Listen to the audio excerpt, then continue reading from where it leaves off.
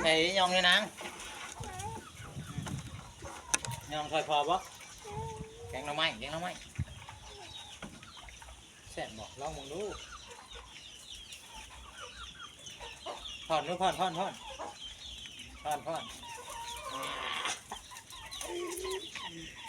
หน่อไม้ได้แกงหน่อไม้เด้อพี่น้อง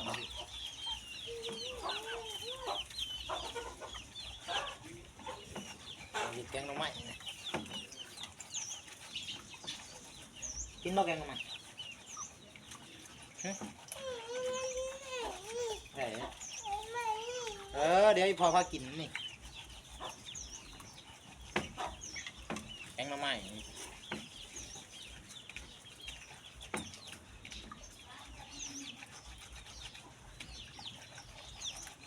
กินบ่อยากบ่อยากบ่นายดูนายดู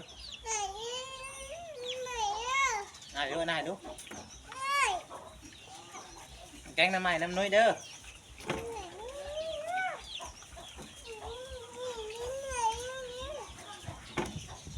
นายไหมนาย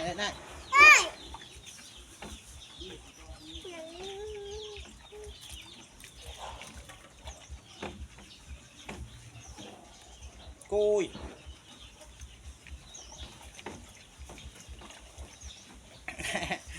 โอ้ยตกนะลูกโอ้เจ็บนะฮะ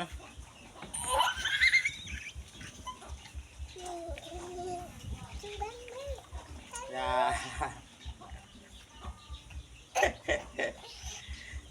น้อยน้ำกระเบื้อความพอไม่แช่เราได้คือว่าใครกินข้าวเบื้อทีหนึ่งเลยอ้าวโอ้ยนี่หาเรื่องแท้ๆแล้วจะเอาเนี่ย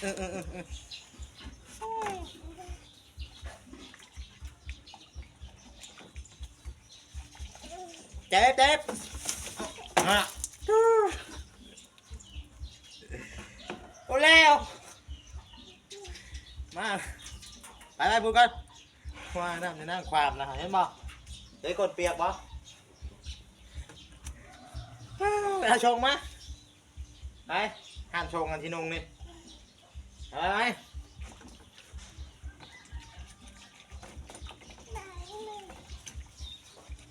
พ่อคอดพอจะหน่อยฮัน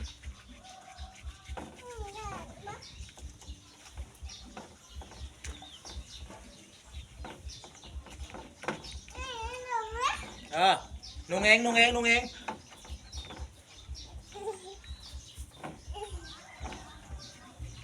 มานุ่งพี่มานั่งอยู่พี่มานุ่งอยู่พี่สิบอกพี่นุ่งนุ่งอยู่นี่นุ่งนี่นั่งนุ่งอยู่นี่นั่งนี่เจ้าเล่ห์ความมาที่หูวะ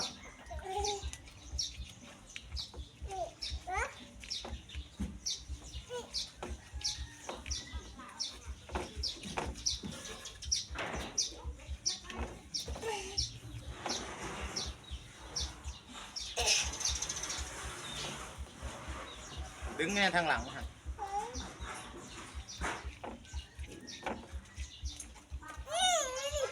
ขอเหตุความไม่นำชนะของคน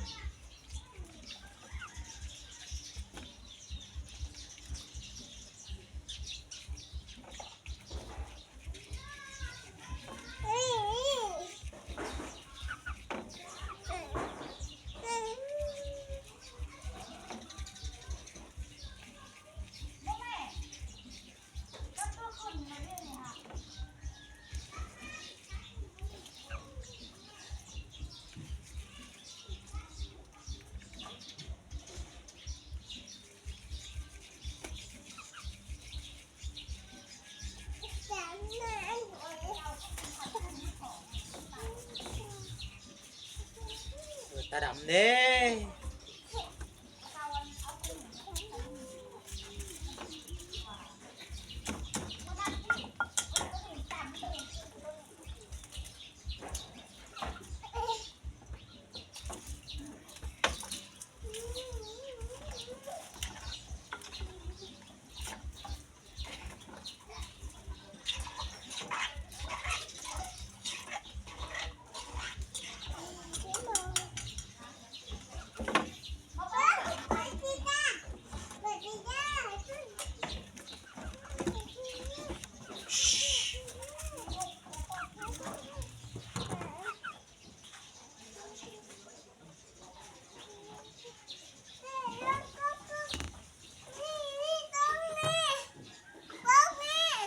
ยังตกชัวร์ฮันมาสินุ่งให้ชงเอาไว้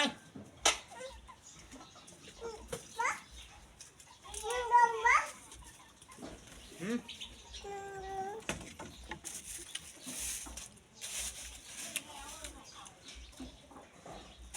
กินบ่บัง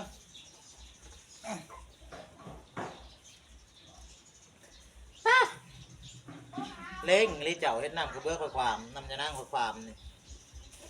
บังบรรทุว่าเบาฮันบังตีนน่าจะชอบไปทางนี้ยืนเธอได้ในกินไม้ไอ้สิเพื่อนลูกนี่อ้ายลูกนี่เอาสินี่อ่ะหอนบ่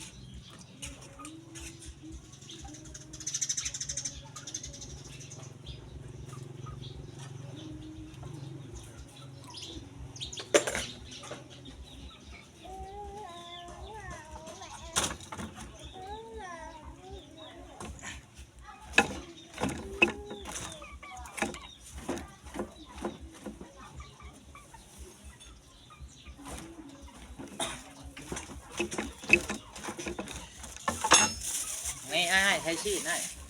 ใช้ชิ้นหมูตายพอได้ชิ้นหมูนะครับไม่งั้นนี่จะว่าโคคุยมั้ยครับ